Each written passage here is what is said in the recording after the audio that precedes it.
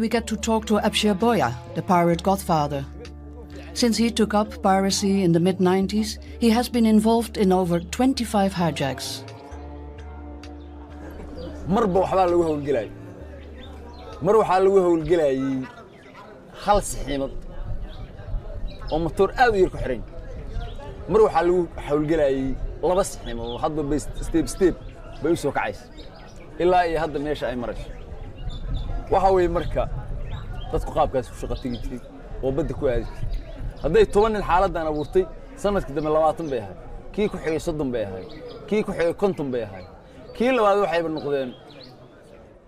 Does Boya think the great number of foreign naval vessels in Somali waters will deter the pirates?